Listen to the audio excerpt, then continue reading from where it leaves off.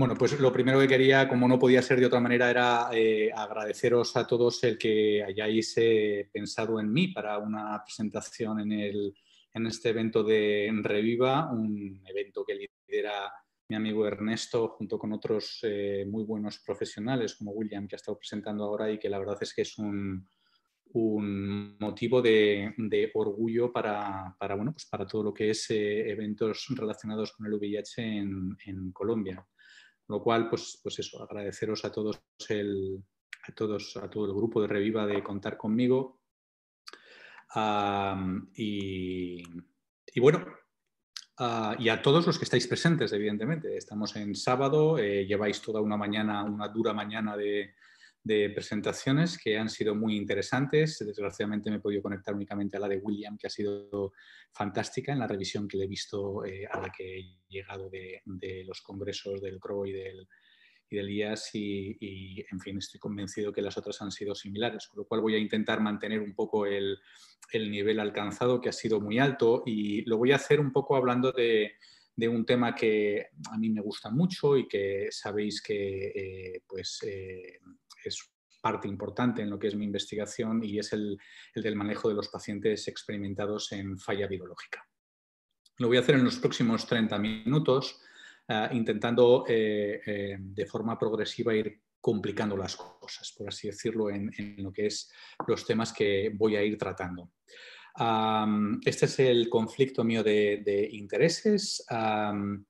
Bueno, yo creo que lo que tendríamos primero que empezar, si vamos a hablar de fracaso virológico, lo primero que tendríamos que repasar así muy rápidamente es una diapositiva cuál es el objetivo del tratamiento antirretroviral, puesto que vamos a hablar del fracaso de ese objetivo del tratamiento antirretroviral, ¿no? Con lo cual las consecuencias que tiene el fracaso son importantes.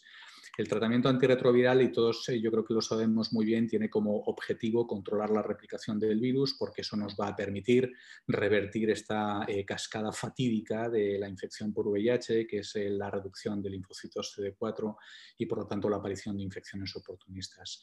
Con lo cual, lo que queremos con el tratamiento antirretroviral es revertir, insisto, esta cascada para que se incrementen los CD4 y, por lo tanto, no haya riesgo de infecciones oportunistas. Algo que es indirecto, o sea, no es que el tratamiento antirretroviral, sabemos todos que no va dirigido a mejorar los CD4, eso es un efecto indirecto del control de la replicación viral, ¿no? ¿Qué es lo que ocurre cuando se rompe este equilibrio? Cuando nosotros tenemos un buen control virológico y rompemos este buen control virológico. Bueno, pues lo que ocurre es que, insisto, este equilibrio que se consigue con el tratamiento antirretroviral, que es evitar la replicación del virus, pues se pierde, de forma que la carga viral vuelve a hacerse detectable, y eso nos va a llevar a, pues lógicamente, que vuelva a reiniciarse esa cascada fatídica que acabábamos de comentar. Con lo cual, ¿qué es lo que queremos ahora? ¿De qué vamos a hablar? Vamos a hablar de qué es lo que tenemos que hacer para recuperar este equilibrio. Para eso lo que tenemos que conseguir es que a través de diferentes herramientas que vamos a ir repasando, volvamos a esta supresión virológica que nos va a llevar al paciente a una situación, pues es una situación excelente, como es la del paciente con infección por VIH en el mayor de los casos en nuestra consulta. ¿Qué es lo que ocurre a lo largo del tiempo en este ir y venir con un control o un descontrol del tratamiento antirretroviral?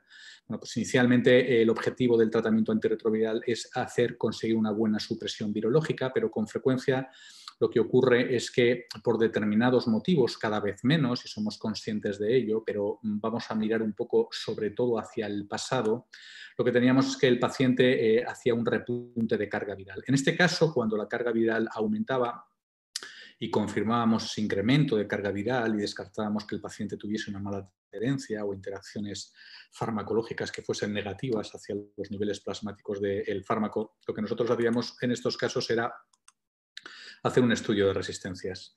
y digamos que recomponer el tratamiento antirretroviral. O sea, reformulábamos el tratamiento antirretroviral en base, y lo hacemos actualmente, ¿no? En base a la información que nos da el estudio de resistencias, pero con frecuencia, especialmente pues los más viejos del lugar que estáis escuchándome, pues sois muy conscientes del pasado que teníamos. Los más jóvenes no, porque ahora es difícil ver a un paciente con carga viral detectable, o nos cuesta, gracias a Dios, cada vez más. Pero en el pasado era una constante, o sea, bueno, la mayor parte de los pacientes que visitábamos en el día a día de nuestra consulta pues estaban en fracaso virológico, o lo iban a hacer o lo habían hecho anteriormente. Era muy difícil que un paciente mantuviese un buen control virológico, como ocurre actualmente con las pautas de tratamiento antirretroviral que tenemos. Y eso sabéis que es pues esas monoterapias, biterapias que fuimos haciendo, que luego se tradujeron en terapias triples, pero con monoterapias o biterapias funcionales, con fármacos tóxicos difíciles de tomar por el paciente y con bueno, pues, bajas barreras genéticas y problemas de interacciones. Entonces, perdonad, pero me avisan de que me avisaban de que me quedaba sin batería y es que estaba mal conectado. En cualquier caso, esto se repetía a lo largo del tiempo y tenemos pues, en la consulta todos pacientes, vemos, que han recibido, o al menos que han recibido varios esquemas de tratamiento antirretroviral. Y fijaros que esto era una constante y al final, ¿qué es lo que ocurría? Que utilizábamos como herramienta, como estáis viendo, fundamental en lo que es el manejo del tratamiento en fracaso virológico, del estudio de resistencias. Un estudio de resistencias que podía ser, y sabemos que puede ser tanto por secuenciación de los genes que codifican los enzimas dianas de los fármacos antirretrovirales, que sería la parte de secuenciación antirretroviral que estáis viendo aquí, o la otra opción que podíamos hacer en cuanto a estudios de resistencias, algo que nos contaban, pero pocas veces hemos utilizado, fuera de ensayos clínicos, eran los estudios fenotípicos, ¿no? Que son estudios en los que la determinación de resistencias se asemeja un poco más a cómo determinamos las resistencias a nivel de la microbiología bacteriana, ¿no? Mediante cultivos de la bacteria y determinación de sensibilidad mediante antibiograma. En el caso de la parte de la izquierda de la diapositiva que estáis viendo, es común lo que son los estudios de resistencia tanto en lo que es la secuenciación de los genes como en lo que es la conformación de virus sobre virus defectivos, de virus viables o capaces de crecer en un cultivo viral, que es lo que nos daba los estudios de resistencia fenotípico.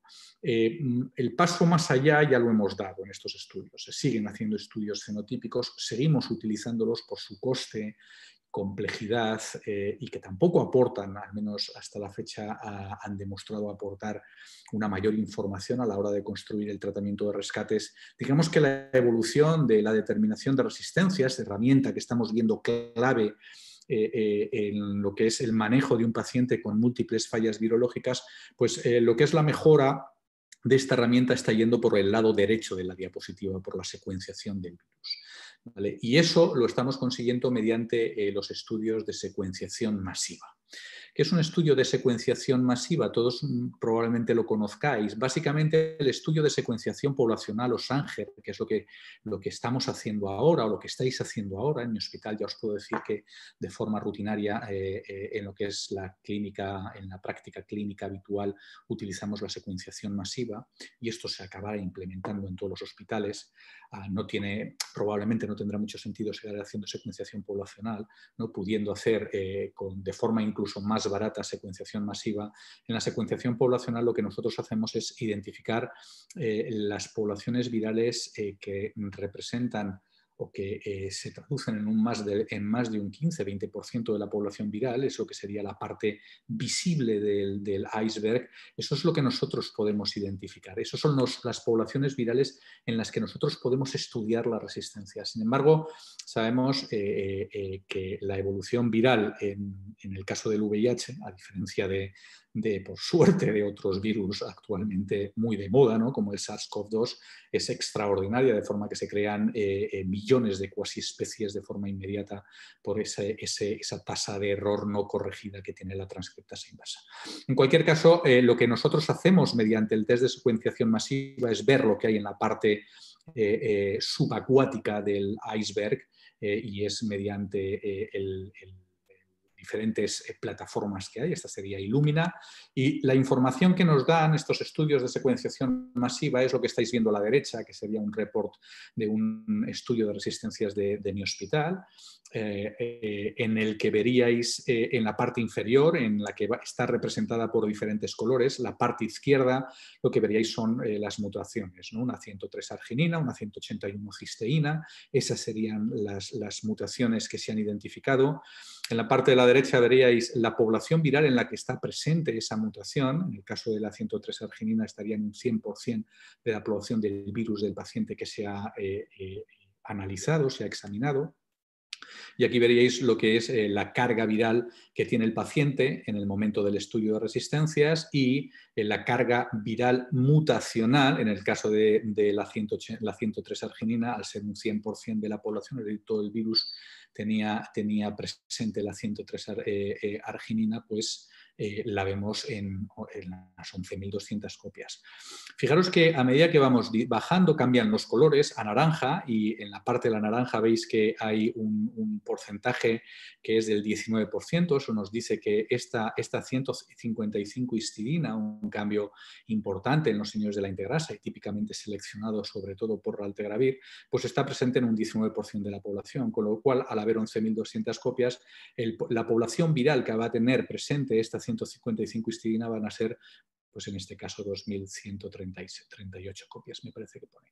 A medida que seguimos bajando, fijaros que siguen habiendo mutaciones, pero están presentes en poblaciones virales muy, muy inferiores, hasta el punto de que si nos vamos a la parte inferior del color verde, veríamos una 148 arginina, una mutación muy incómoda para los inhibidores de la integrasa, junto con esta histidina. Cualquiera de las dos aminoácidos son malos, y estos son cambios que son muy, muy incómodos para los inhibidores de la integrasa. Claro, aquí estamos viendo, por un lado, la población que identificaríamos nosotros en la secuenciación Sanger, pero este estudio también nos está dando una información brutal en cuanto a las mutaciones que pueden identificarse en poblaciones muy, muy minoritarias. Aquí el tema en el que aún se está trabajando y nos va a quedar mucho es ver cuál es la trascendencia que tienen estas poblaciones minoritarias en el fracaso virológico. Y esta respuesta aún no está respondida. Es decir, cuando yo tengo este estudio en el hospital, por ejemplo, y estoy viendo a un paciente,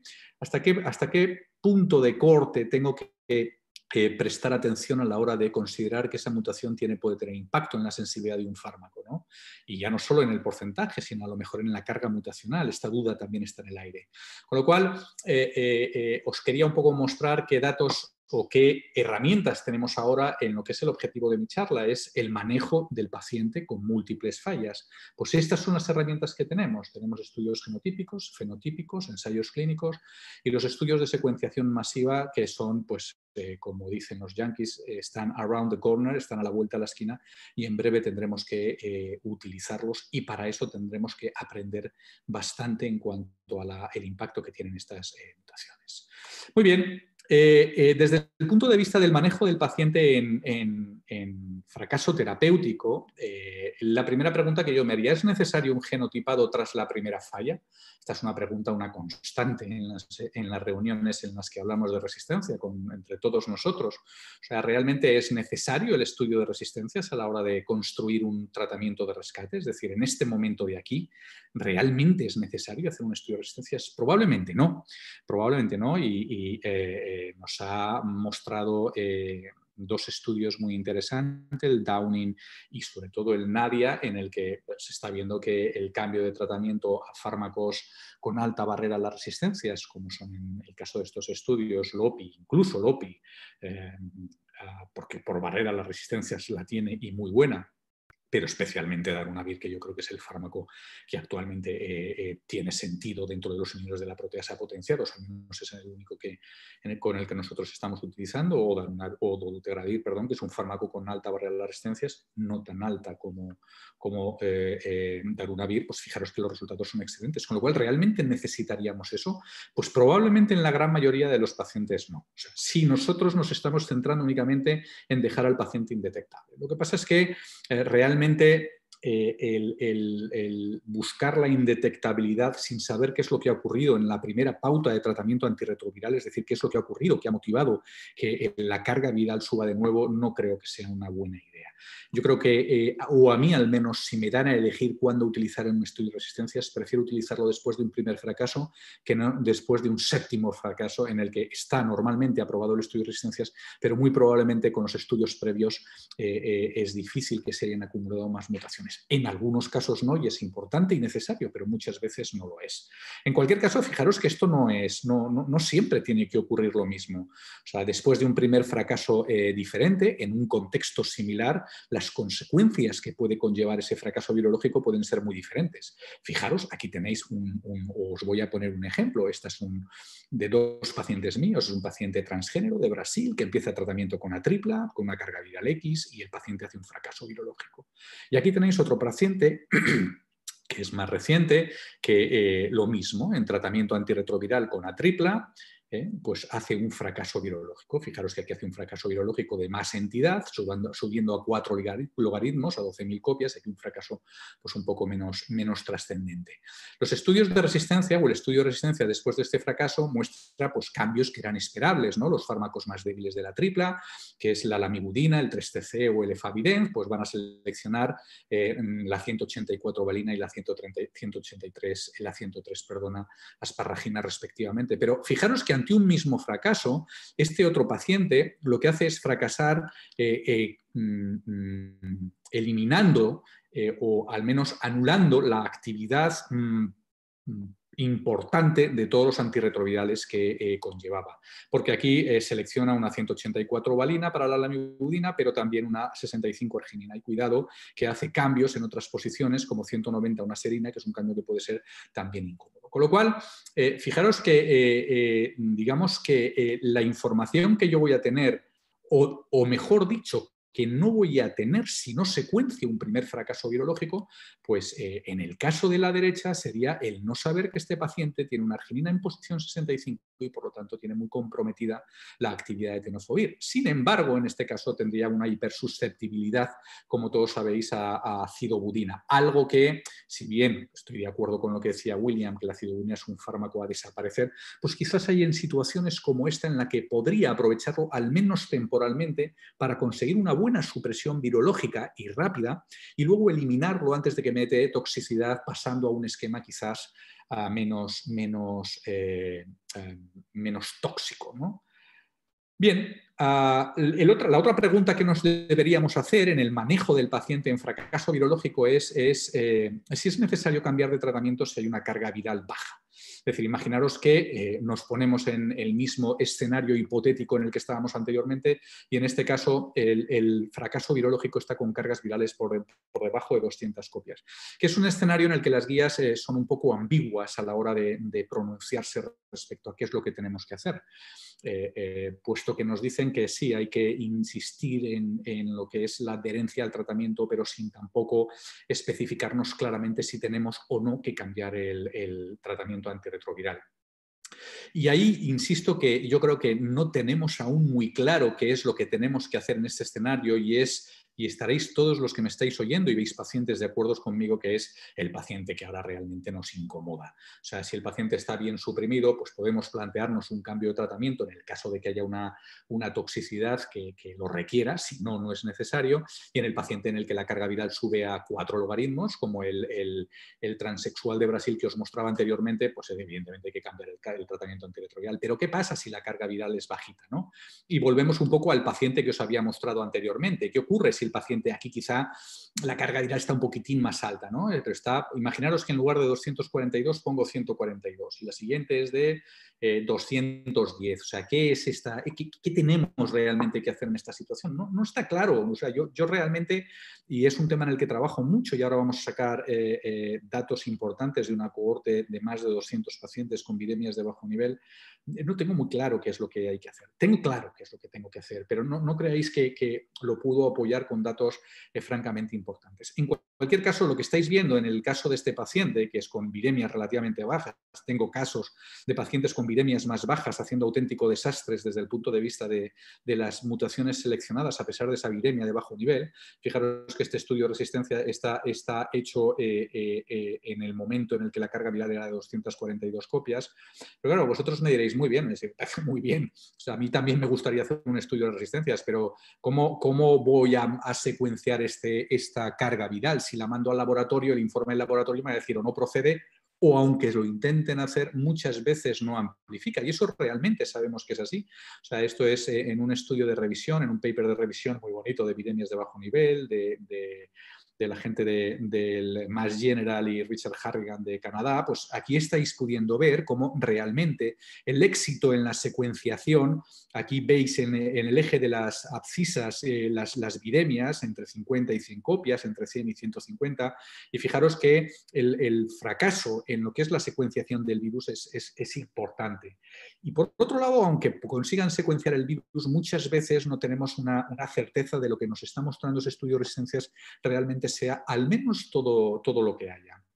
Pero en cualquier caso, digamos que mi posición en estos momentos, en esta situación, es mantener el tratamiento siempre que las cargas virales estén por debajo de 200 copias, con fármacos de alta barrera a la resistencia. Es decir, lo que no podemos es permitir que un paciente que esté haciendo viremias tontorronas le mantengamos un esquema con atripla o un esquema con, me da igual el fármaco que sea, que no tenga una alta barrera a las resistencias. ¿Cómo podemos secuenciar o cómo podemos solventar este problema? Bueno, la verdad es que ya disponemos de un test comercializado por parte de Monogram, que es el GenoSure, que es un estudio de resistencias en el que van a secuenciar el virus que está integrado en las células. Esto también lo podemos hacer de forma casera, por así decirlo, ¿no? Lo único que tenemos que hacer es irnos pues eso, al virus que se ha integrado, al DNA que se ha integrado dentro de la célula, sacarlo de aquí y a partir de ahí secuenciarlo. Y no es nada complejo, de verdad. Esto es algo que en cualquier laboratorio probablemente no tengan muchos problemas en hacerlo. Lo hemos estado haciendo a la hora de determinar el tropismo viral en pacientes indetectables de forma rutinaria. O sea, lo único que hacían era ir a las PMCs, extraer el DNA y a partir de ahí seguir lo que es el proceso de secuenciación estándar. Con lo cual, primera pregunta, ¿hay que hacer un estudio de resistencias después del primer fracaso? Respuesta sí. En el manejo del paciente en fracaso virológico, si la viremia es de bajo nivel, tenemos que hacer algo. Si las viremias están por debajo de 200, yo creo que siempre que estemos con alta barrera de las resistencias, no.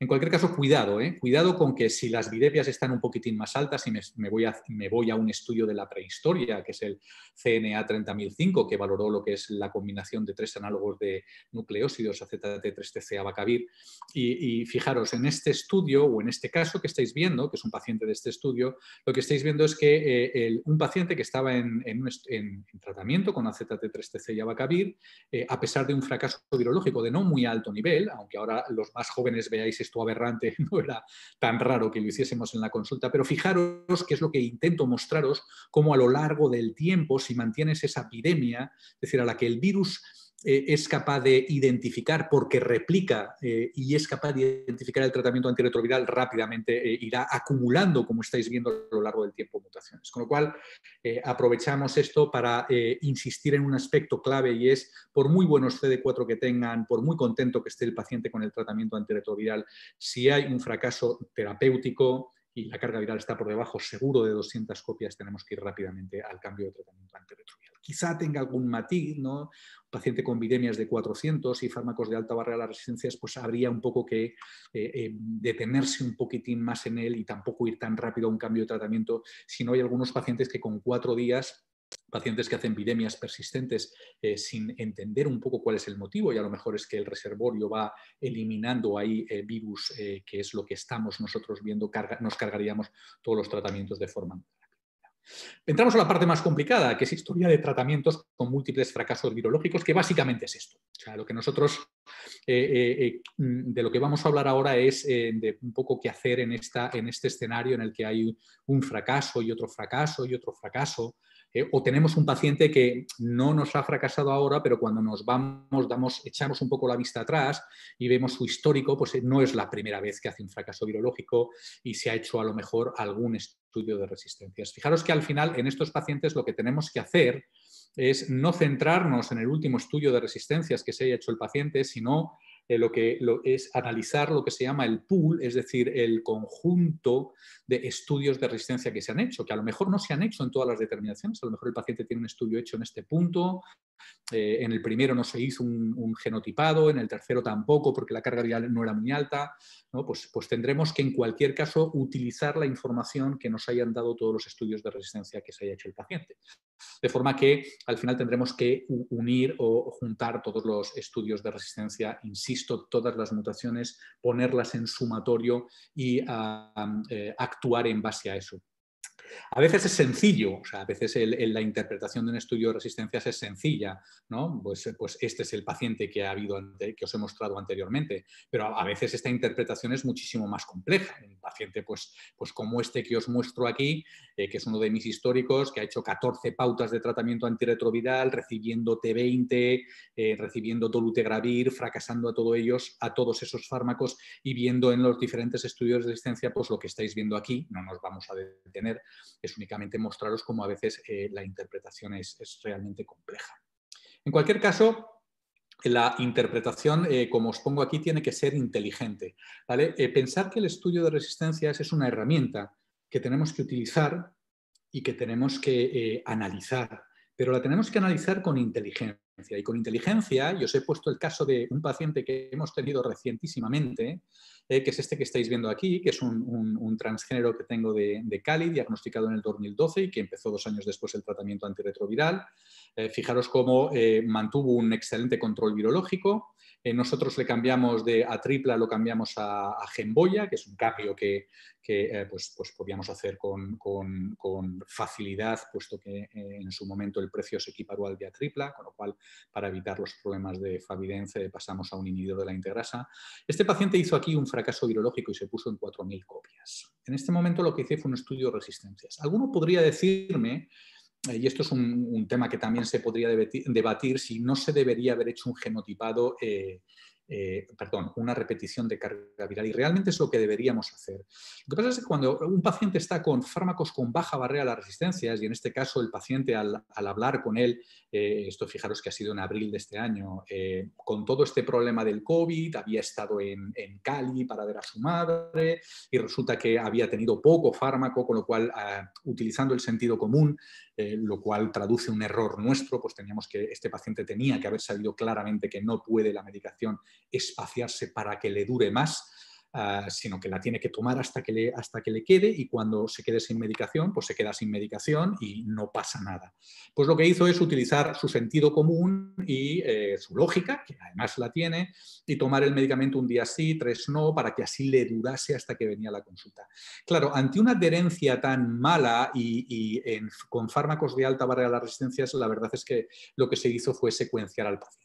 Y aquí tenéis el estudio de resistencias, lo estáis viendo en la parte inferior. Fijaros que es del 8 del 4, aquí tenéis el 8 del 4, y aquí veis un poco la secuencia. Insisto que el paciente había fracasado a un esquema que tiene TAF, tenofovir-alafenamida, emtricitabina el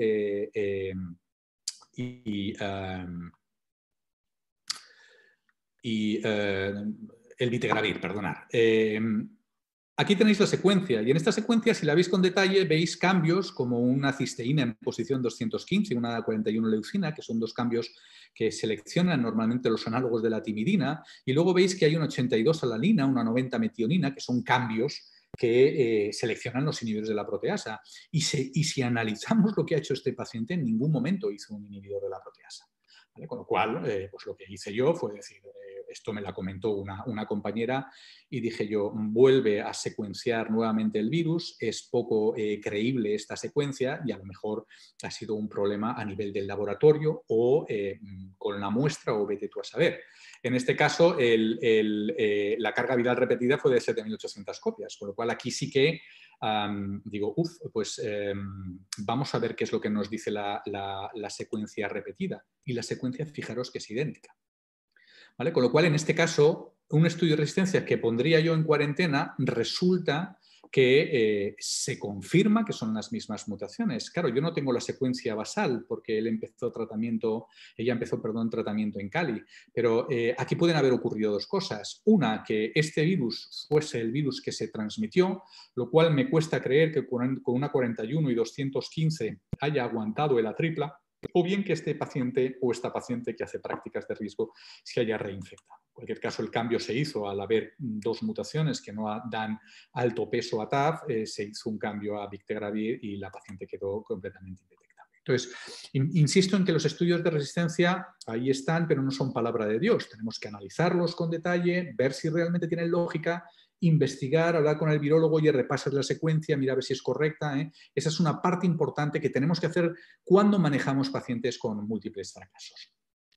Sin embargo, ¿cuál es la herramienta clave? Y esta pregunta me gustaría hacerosla ahí en directo. ¿Cuál es la herramienta clave en el manejo de los pacientes experimentados en falla virológica? Lo que he hecho ha sido recoger el título que me pidió Ernesto.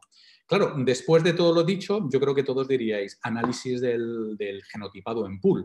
Pues chicos, no estoy de acuerdo con eso. Las dos herramientas más importantes, y no quiero que nunca perdáis esto de vista, son las dos que vais a ver. La primera es esta, que es el conocimiento, o sea, el pensar. Y la siguiente es la paciencia.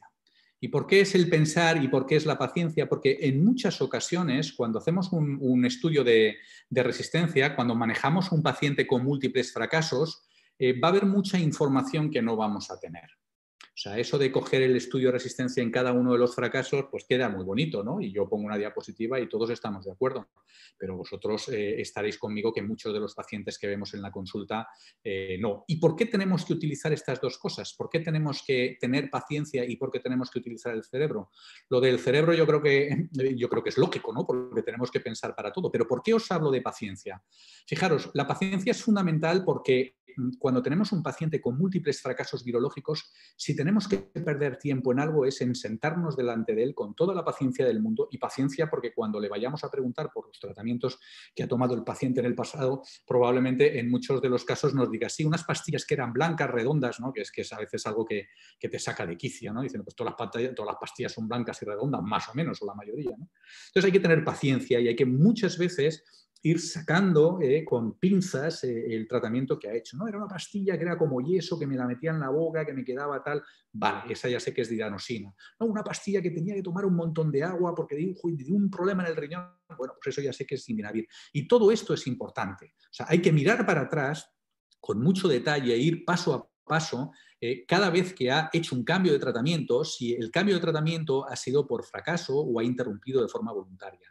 Si ha hecho un fracaso virológico, ¿cómo ha tomado la medicación? No es lo mismo que el paciente se tome la medicación un día de cada 2 semanas, en cuyo caso es muy poco probable que seleccione resistencias, a que la vaya tomando un día sí, un día no. Si ha interrumpido la medicación, el cómo interrumpió la medicación, fijaros lo que os contaba de la paciente de Cali, que la fue tomando un día cada 4 para que le llegase, sabemos que eso tiene mucho riesgo y si lo ha dejado de forma inmediata es muy poco probable, salvo en no nucleósidos de primera generación con vidas plasmáticas muy largas, que se seleccionen resistencias, ¿no? O sea, que todas estas preguntas que os pongo aquí, ¿no? el cambio de tratamiento, cuál fue la causa, el cómo lo tomó, si lo tomó bien o no lo tomó bien, si el paciente paró el tratamiento y cómo lo paró, la carga viral que tenía en el momento de parar el tratamiento, cuánto tiempo estuvo en fracaso fracaso virológico, cuánto estuvo, fijaros la diapositiva que os ponía del paciente que mantenía replicación viral, a lo largo del tiempo se iban acumulando resistencias. Esto es importante, ¿no? Entonces tenemos que coger con papel y bolígrafo y poner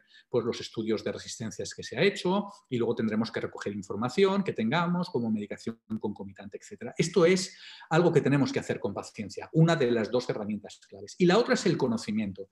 Y es un conocimiento que va, desgraciadamente, más allá de introducir ese set de mutaciones que hemos ido sumando, ¿no?, en el pool en análisis en la base de datos de Stanford, que nos haría una interpretación fantástica. Probablemente no tengamos todos los estudios de resistencia, con lo cual ese conocimiento va a ir en ver la barrera a la resistencia, las resistencias potenciales que ha podido tener. Es decir, si tenemos un fracaso terapéutico y no se hizo un estudio de resistencias, tenemos que analizar qué estaba tomando, cómo fracasó ese esquema, porque tendremos que entender que quizá hay mutaciones que no estamos viendo que están ahí.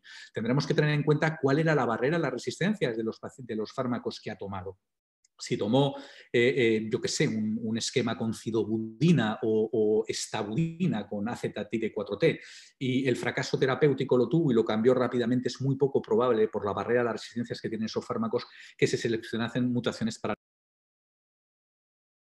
Y las opciones de futuro es otro aspecto muy importante a tener en cuenta.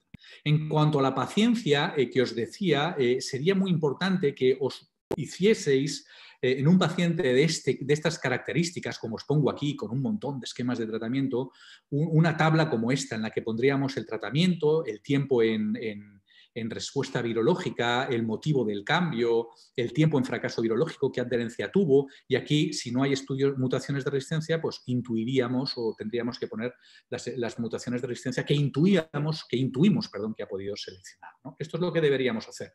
Otro aspecto que es fundamental conocer es lo que os he comentado del conocimiento en profundidad de los fármacos. Tenemos que saber cuál es la actividad, la potencia intrínseca que tienen los fármacos, qué barrera a las resistencias tiene, qué mutaciones o qué vías de escape puede tener el fármaco. Los aspectos farmacológicos también son importantes, esas vidas medias plasmáticas que tienen, porque pueden ser un condicionante a la selección de resistencia. Y aspectos farmacodinámicos como serían, pues eso, cuál es la constante de disociación del fármaco, algo de lo que se hable mucho, junto con el cociente inhibitorio, ese ratio entre la cemina y la IC50, porque todo eso nos va a dar un poco una idea de cuál es la barrera a la resistencia y la robustez del medicamento que estamos utilizando. La robustez es básicamente lo que tarda un fármaco en seleccionar resistencias a la que hay replicación viral, y esta es una diapositiva que hice hace tiempo y que seguro que me habéis visto alguna vez. Fármacos poco robustos como la lamivudina, la nevirapina, los no nucleósidos de primera generación, a la que el virus empiece a replicar, se seleccionan muy rápidamente las mutaciones. Y esto hay que saberlo, porque si el paciente nos dice, no, fracasé en un esquema que llevaba pues, efavirenz y tardaron 6 meses en cambiarmelo, eso nos está diciendo, si sabemos que efavirenz y nevirapina tienen baja barrera a las resistencias, pues que se habrán seleccionado mutaciones muy fácilmente. Y al revés con otros fármacos, ¿no? Y lo mismo en cuanto a la barrera genética, que son pues esas mutaciones que se tienen, el número de mutaciones que se tienen que ir acumulando en el gen que codifica la diana del fármaco para que se produzcan resistencias, ¿no? Y para eso tenemos que conocer las vías de escape y saber que pues, un fármaco puede tener vías de escape diferentes, como es el caso, por ejemplo, del tenofovir con las TAMs y con la 65 arginina. ¿Vale? Estos aspectos son importantes tenerlos en cuenta. Lo mismo que cuáles son las mutaciones que selecciona cada uno de los fármacos. Y no me voy a detener porque esto es más complejo y no tiene sentido irlo explicando. Eso sí que poco a poco tenéis que saber cuáles son las vías de escape que utilizan los fármacos cuando se produce el fracaso virológico, y eso son los estudios de pases in vitro y de mutagénesis dirigida, que son estudios que se hacen antes de los ensayos clínicos, pues nos dan esa información. En cualquier caso, seguro que lo podéis recoger, lo mismo que con los no nucleósidos, hemos visto con los análogos, con los no nucleósidos, muy importante cuáles son las mutaciones que seleccionan cada uno de los fármacos. William explicaba que ya tenéis doravirina, un gran fármaco, probablemente que esté de paso, pero que no es de paso porque aparecerá, probablemente dará paso al 8507, que es un no nucleósido también de Merck, de vida media más larga, que será el que se junte con islatravir, que ya os lo comentaba Lenin. Pero ahora es un fármaco interesantísimo, tanto en inicio, vosotros que tenéis, como nosotros, una prevalencia de resistencias transmitidas con 103 muy alta, porque no le impacta, ¿no? En cualquier caso, a nivel de los inhibidores de la proteasa, yo me centraría básicamente en saber cuál es el perfil de resistencias y las mutaciones que impactan a darunavir, que son completamente diferentes en gran parte, salvo a fossamprenavir, al resto de los inhibidores de la proteasa, y también conocer las vías de escape de los inhibidores de la integrasa. Y esto es importante saberlo porque cuando no dispongáis del estudio de resistencia en el momento del fracaso, tendréis que echar mano de esta información, que es ese cerebro con ojos que os ponía, para saber qué es lo que ha podido haber ocurrido. Hay que mantener una pregunta típica, la mibudina ¿tiene sentido mantenerla si hay una 184 valina o isoleucina en el estudio de resistencia? Si el paciente ha fracasado, pues mirar, es de los pocos fármacos, la verdad es que los análogos en general no mantienen una actividad residual, pero si hay uno que ha demostrado, más que una cuestión de fitness virales, es una cuestión, y esto no me detengo, pero hay un estudio de Thomas Campbell de la Universidad de Colorado en Clinical Infectious Diseases muy bonito, en el que muestra cómo, a pesar de la 184, la lamivudina sigue haciendo algo, cosa que los no nucleósidos no hacen. No mantengamos un no nucleósido si hay resistencias ya bien definidas porque no tienen actividad residual. ¿Vale? Inhibidores de la proteasa necesitan muchas mutaciones, con lo cual los solemos mantener, pero al menos los no nucleósidos no. Ya estoy acabando. Fármacos que se van a utilizar. William me ha ayudado en esta parte, con lo cual iré rápido. Me voy a centrar básicamente en tres. O sea, hay fármacos muy interesantes que están ya prácticamente disponibles. Doravirina es uno de ellos. Doravirina es un no nucleósido de segunda generación. Aquí tenéis los que conocemos, los de primera, y luego aparecieron unos de segunda. La diferencia de los de segunda generación respecto a los de primera es que son moléculas muy flexibles, como pone aquí. Efavirenz es una estructura muy rígida que se mete en el bolsillo hidrofóbico ahí y no, a la que haya una mutación ya no se puede encajar en él. Sin embargo, travirina, rilpivirina y doravirina sí. ¿Cuál es lo interesante que tiene? Esto es un poco lo que ocurriría, ¿no? Si hay una mutación, una 103 asparagina, quiere decir que hay un cambio en el bolsillo hidrofóbico y aquí no se puede incorporar una estructura rígida como es efavirenz nevirapina. Sin embargo, los no nucleósidos de segunda generación, que son diarilpirimidinas, son capaces de como hacer un escorzo, introducirse en el bolsillo hidrofóbico y evitar un poco la elongación de la cadena de DNA. Lo interesante de doravirina, y es realmente muy interesante, es un fármaco que para mí es tremendamente atractivo en el paciente, en el manejo de los pacientes con falla. Lo explicaba muy bien Williams, y aquí lo estáis viendo muy bien. Doravirina se fija a la parte inferior del bolsillo hidrofóbico, o sea que sería esta parte de aquí. Si os fijáis en las mutaciones que hay, salvo esta 188 leucina, normalmente son mutaciones que no seleccionan pues esa 103, esa 181, esa 138 lisina que nos comentaba William. Esas son mutaciones que quedan fuera del sitio en el que se encajona doravirina, con lo cual muy atractivo. Otro fármaco interesante es fostensavir. ¿Por qué? Porque va a ser el primer fármaco que va a evitar que GP120 se fije al receptor CD4. Ivalucimab es un anticuerpo monoclonal que no va a evitar eso, va a actuar justo después, evitando el cambio de conformación en la envuelta para que se fije al correceptor. Pero fostensavir es un fármaco interesante. Ivalucimab lo es, y es muy interesante y un fármaco muy atractivo. Pero no os cuento nada de él porque es un fármaco que el precio al que lo van a sacar van a ser $70.000 al año, solo ese fármaco. Con lo cual el acceso a eso, a Ivalucimab, será complicado. Fostensavir no, irá a un precio más barato, es un fármaco que se administra 2 veces al día, son 600 miligramos 2 veces al día. Su prodroga se disocia, y no voy a entrar un poco en esto porque ya os digo que bloquea el enganche y no me quiero pasar de tiempo.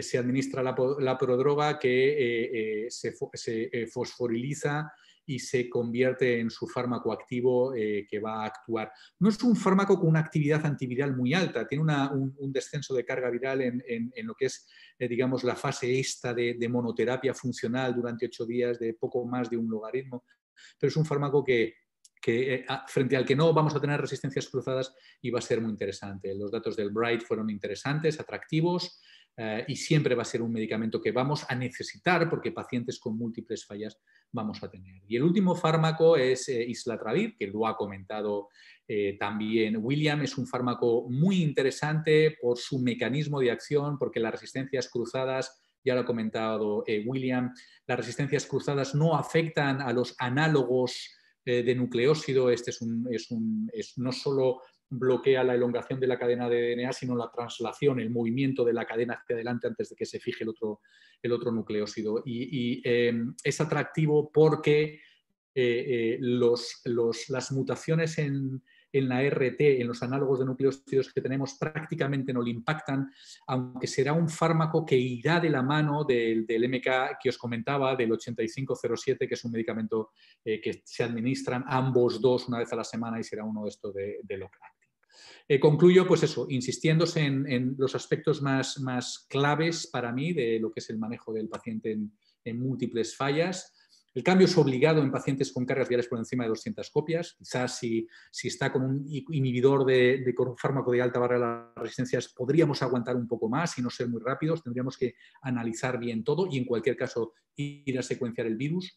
Los estudios de resistencia son importantes en el manejo del paciente con fracaso virológico, sigue siendo una herramienta fundamental, pero aparte del genotipado, insisto que la paciencia y con una buena historia clínica y el conocer bien los fármacos es algo que es fundamental en estos pacientes. Las vías de escape, que os he dicho, muy importantes tenerlas en cuenta y conocer los fármacos que vendrán. Este es otro aspecto muy importante. O sea, si tenemos únicamente un fármaco activo y el paciente a lo mejor tiene 700 CD4 y sabemos que dentro de poco nos va a llegar islatravir o nos va a llegar fostensavir, pues a lo mejor no tenemos que construir un régimen en el que básicamente hagamos una monoterapia funcional porque nos cargaremos el fármaco y a lo mejor sí que podemos reservar doravirina que tengamos otro fármaco activo siempre y cuando el paciente nos lo permita en función de su situación. Y con esto acabo. Muchas gracias por vuestra atención y no sé si hay alguna pregunta, estaría encantado en responderla. Doctor, muchas gracias por su excelente presentación, muy completa. Sobre todo la parte de tener en presente la historia del paciente. Muchas veces, por ejemplo, en Colombia nos ocurre que los pacientes se trasladan de una EPS a otra y en esos pasos realmente se pierde la historia de los genotipos. A veces dicen, sí me hicieron un genotipo, pero no sabemos cuándo, no sabemos qué reportó ese genotipo y pues ahí nos quedamos. Hasta a veces ni se acuerdan qué medicamentos estaban recibiendo. El doctor Abraham Catime le pregunta, viremias bajas en pacientes con hiperreforzados y el concepto de viriones defectuosos, ¿qué recomendaría? Bueno, es una muy buena pregunta. O sea, nosotros ahora estamos un poco analizando lo que Abraham está preguntando. Hay aún dudas respecto a cuál es el origen de esa viremia de bajo nivel. Que puede ser una viremia, por llamar de alguna manera, residual. Sabemos que todos los pacientes, aunque estén por debajo de 50 copias, un porcentaje importante de ellos van a mantener una viremia persistente. Aquí hay dos preguntas. Una, ¿de dónde viene esta viremia? ¿Son nuevos ciclos de infección que se están produciendo, que es lo que nos podría preocupar? ¿Son escapes de un reservorio que hay? ¿O son virus, que sería otra pregunta que no tiene ningún tipo de viabilidad, porque son fragmentos basura de material genético? Es una pregunta que, insisto, está aún en el aire. El grupo de John Mellors en el CROI del año pasado presentó datos. Parece que no hay evolución viral. Nosotros ahora lo estamos mirando y podremos responderlo en breve. Lo que sí que podría decir a nivel general, bueno, es un poco lo que os he comentado antes. Yo que llevo una cohorte de 200 pacientes con viremia de bajo nivel. Mira, en estos pacientes es fundamental dos cosas. Uno, que te vean tranquilo. O sea, tú tienes que estar tranquilo. El paciente se va a poner nervioso. O sea, porque el paciente muchas veces viene con una supresión virológica mantenida desde hace tiempo y de repente ese día que viene a la consulta y te hace la pregunta esa rutinaria, doctor, estoy indetectable, ¿no? Y tú le dices que no. Entonces ves cómo se le cambia la cara por momentos, ¿no? Entonces tú tienes que ser muy claro con él Insisto, cuando son viremias de bajo nivel, y yo creo que es muy importante remarcar que hablamos de viremias entre 50 y 200 copias. Lo que nosotros estamos viendo, pendiente aún de analizar alguna cosa, es que con fármacos de alta barrera a la resistencia el virus no evoluciona. Entonces, yo siempre les llevo a un ejemplo. A una situación histórica, ¿no? Es decir, probablemente no te acuerdes, los que ya han hecho varios pautas de tratamiento, pero al principio cuando hacíamos una carga viral, la carga viral era capaz de detectar hasta 200 copias. Y si utilizásemos ese test, seguirías estando indetectable, porque tienes 148. Yo no te puedo decir que estés indetectable porque la carga viral está por encima de 50 copias, pero el nivel de replicación viral que tienes es muy bajo. Estás con fármacos potentes que sujetan bien el virus, al que le va a costar evolucionar. Vamos a vigilarlo. Yo a los pacientes los visito cada 3 meses y secuencio DNA proviral, ¿no? Una de las cosas que os comentaba. Básicamente para estar yo tranquilo, pero yo creo que es muy importante que te vean tranquilo, porque si no, si te ven a ti tranquilo y nervioso, el paciente se va a poner nervioso y es que no es... probablemente no es necesario, es decir, es un nerviosismo que no está justificado por peligrosidad o por una situación complicada. Muchas preguntas por responder, Abraham. En cualquier caso, yo lo que haría sería, pues eso, fármaco de alta barrera a las resistencias, un Daruna potenciado, un dolutegravir o Bictegravir potenciado por ese orden en preferencia, Daruna, Vic y dolutegravir. Y si están con cualquiera de esos fármacos, vigilarlo de cerca. Si esa carga viral sube, pues a ver qué es lo que haces, porque ahí está el problema. O sea, muchas veces las guías te dicen, con más de 200 hay que cambiar indefectiblemente. Y yo a veces tengo pacientes, cuidado que muchos de estos pacientes son pacientes, y eso lo podéis mirar, que tienen set points de carga viral, o sea, cargas virales basales muy, muy altas, 6 logaritmos. Estos pacientes quedan indetectables y después empiezan a hacer viremias así mantenidas, así tontorronas durante hace tiempo. Y probablemente sea que el reservorio está lanzando algunos fragmentos defectivos y otros a lo mejor de fragmentos viables, pero que no son nuevos ciclos de infección viral y que no preocupan mucho. En estos casos sería todavía más prudente. He recibido pacientes que tenían 7 fármacos que le iban añadiendo otro y otro y otro, es que no está indetectable. El médico nervioso, el paciente nervioso, le dejaba en una terapia triple con un fármaco de alta barrera a las resistencias. El paciente a lo mejor mantenía temporalmente esas viremias bajas y de repente, y no me preguntes por qué, volvía a quedar suprimido. Estamos buscando si factores de inflamación en relación con apoptosis o piroptosis que mantienen una inflamación aumentada pueden justificar eso y ver si otras herramientas otros fármacos pueden actuar a ese nivel. Pero más no puedo decir.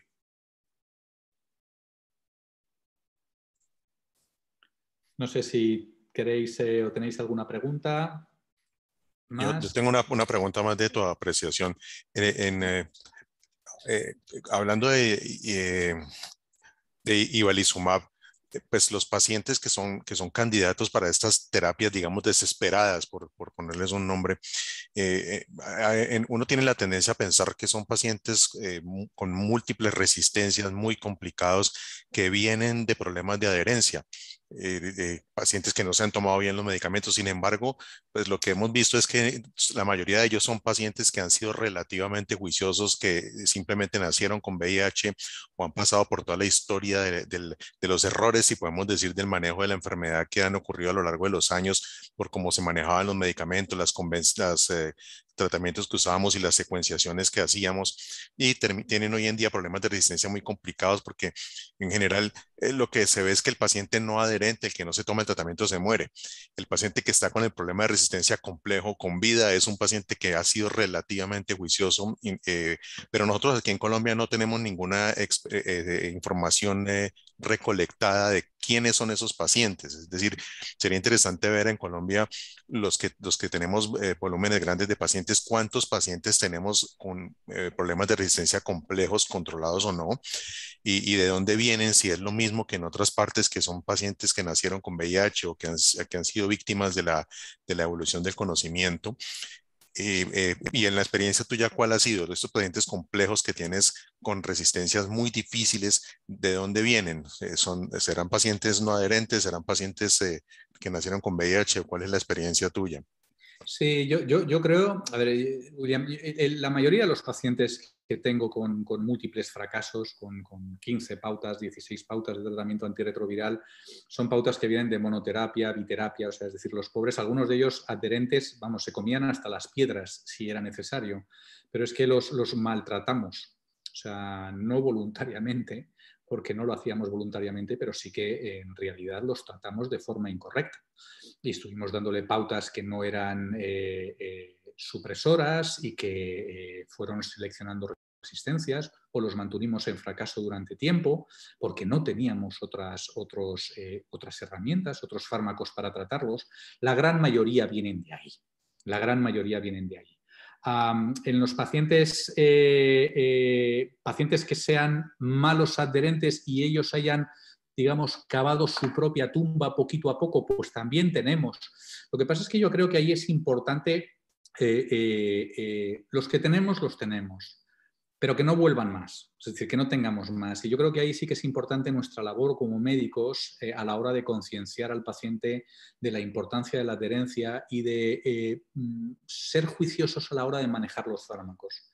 O sea, si yo tengo un paciente que es un desastre, le voy a poner un fármaco con alta barrera a las resistencias y lo voy a dejar ahí. Y le puedo poner a lo mejor un inhibidor de la proteasa potenciado y lo voy a mantener ahí. Tendré que vigilar cómo van sus CD4, cómo evoluciona él clínicamente, pero sí que no me voy a poner como un loco a ir cambiando una pauta tras otra, fundiendo familias una detrás de la otra. Y esas son la mayoría, ¿vale? También es cierto que hay algunos pacientes, y yo ahora tengo a una chica en concreto, que no me preguntes, pero no consigo suprimir el virus. Y muchas veces, a ver, hay herramientas que nos pueden ayudar. Hay muchos pacientes que tú les preguntas y te dicen, sí, me tomo bien la medicación. Lo primero que tenemos es que saber preguntarles, oye, ¿qué tal va la toma de la medicación? ¿Hay algún problema? Porque a veces es, no te estarás tomando la medicación porque veo la carga viral indetectable. Claro, si tú lo dices con esta cara y esta mala leche, el paciente va a decir, no, por Dios, doctor, me estoy tomando perfectamente bien la medicación. Y ya de ahí no lo vas a sacar. Es decir, esta parte es importante, o sea, es cómica, tal como la cuento, pero es muy importante. Es decir, si ves tú que la carga viral está detectable, decir, quizá ha podido haber, ¿no? ¿Qué tal lo has tomado? Tal, no, bien, bien. Sí, no, es que la carga viral ha subido un poco, quizá, claro, la medicación es que es compleja tomarla de forma correcta durante tiempo, quizá ha habido algún momento en el que la medicación no la has tomado perfectamente, ábrele la puerta para que el paciente te lo reconozca. Si no, tú tienes una posibilidad, yo tengo una posibilidad, que es hacer determinar niveles plasmáticos a traición, o sea que muchas veces lo hago. Y otra cosa que hago, tienes que poder hacerla y a lo mejor es muy complejo, pero es que somos médicos y en nuestro trabajo está eso. No está en ponerle una pauta fantástica, sino organizar todo para que se la tome bien. Yo hay pacientes que vienen a tomar la medicación todos los días a casa. Hay ahora herramientas en las que tú puedes hacer una observación directa del tratamiento a través del móvil, de forma que el paciente te manda por el móvil que se está tomando bien la medicación. O sea, esto para tuberculosis la gente aquí en Barcelona, por ejemplo, lo está haciendo. Tengo que informarme porque te hablo de algo que hace muy poquito he conocido, de la gente de Serveis Clinics, que llevan pacientes con tuberculosis en las que falta una observación, en las que es necesario una observación directa del tratamiento. Claro, pues hay que hacerlo. O sea, yo he tenido a esta mujer viniendo día tras día a la consulta a tomarse la medicación o yendo a su ambulatorio o teniendo a alguien que pudiese controlar. Esa parte es necesaria, ¿vale? Porque la mayoría que fracasan van a ser porque tienen un virus con resistencia, por mala adherencia o por un tratamiento infraóptimo o subóptimo, perdona, en el pasado. Y no es difícil que haya más complejidad en ese tema. Pero hay que utilizar todas las herramientas que tenemos y a veces no son sencillas. Pues el ingenio no es solo para construir un buen tratamiento, sino es como para un paciente que ves que tiene problemas de adherencia, no se funda todo y saber si tienes que esperar, si tienes que poner algún fármaco, si tienes que buscar una observación directa con el asistente social o el ambulatorio que haya, no sé vosotros en Colombia las herramientas que podéis tener, pero yo creo que eso es importante. Porque el know-how lo tenemos. O sea, vosotros no tendréis las herramientas, pero a veces no tenéis ivalucimab. O sea, yo tengo un paciente que he puesto ahora ivalucimab. O sea, pero son fármacos que, en fin, o sea, y siempre buscar en los pacientes complejos evitar la monoterapia funcional. O sea, ahora empiezo un paciente que he pedido y ya lo hay en los estudios, en el BRIGHT y en el estudio de IVA ya lo hay. O sea, en estos ensayos clínicos permiten la opción de fármacos de ensayo, cosa que era imposible anteriormente. Ya tienes en el estudio de IVA pacientes que estaban con fostensavir a través de uso compasivo, ¿no? Y es que si no tienes dos fármacos con plena actividad, olvídate, en gente con consecuencias muy complicadas no lo suprimirás y ahora que van a llegar varias cosas es bueno ser inteligente y tener bien claro cómo los vamos a utilizar esos fármacos, que eso no lo empaño. José Luis, pues la verdad, muchas gracias. No sabes lo feliz que nos haces verte la cara, no poderte tocar nos hace un poquito infeliz, darte un abrazo, atenderte como mereces, pero el tenerte acá, conociendo todas tus experiencias y conceptos y sobre todo esa práctica tan nutrida que tienes en Barcelona y que llevas recolectando desde hace muchísimos años, mucho en este tema del paciente resistente, pues nos es muy valiosa y nos encanta haberte tenido acá. Nosotros estamos en un movimiento de cambio en Colombia, de pasar de terapias basadas en inhibidores de proteasa de primera línea. Estamos tratando a través de las nuevas guías de que esto sea inhibidores de integrasa, principalmente dolutegravir. Vitegravir ya va a estar disponible en breve. Todavía no sabemos cuál va a ser la disponibilidad en términos comerciales y la facilidad de prescribirlo, pero es posible que en unos meses nos estemos moviendo mucho hacia la era de los inhibidores de integrasa como el resto del mundo, por lo menos del primer mundo, ha estado haciendo en los últimos años. Y eso nos pone también un reto muy grande porque vamos a tener resistencias de los pacientes a estos inhibidores de integrasa y muchas veces son pacientes que no han sido adherentes, que el sistema no es amigable con ellos. Tenemos todavía muchas barreras para poder hacer amigable el sistema a los pacientes. Tenemos demasiadas imposiciones, demasiadas cosas que mejorar, que estamos tratando de mejorar. Pero ahí tenemos ese reto, qué hacer con el paciente que el día de mañana se hace resistente a inhibidores de integrasa, pero más aún el paciente que estuvo haciendo esa escala evolutiva que tú mencionaste de varios esquemas, varios regímenes y terminó finalmente en inhibidores de integrasa y que le funcionaron por un tiempo y después ya dejaron de funcionar.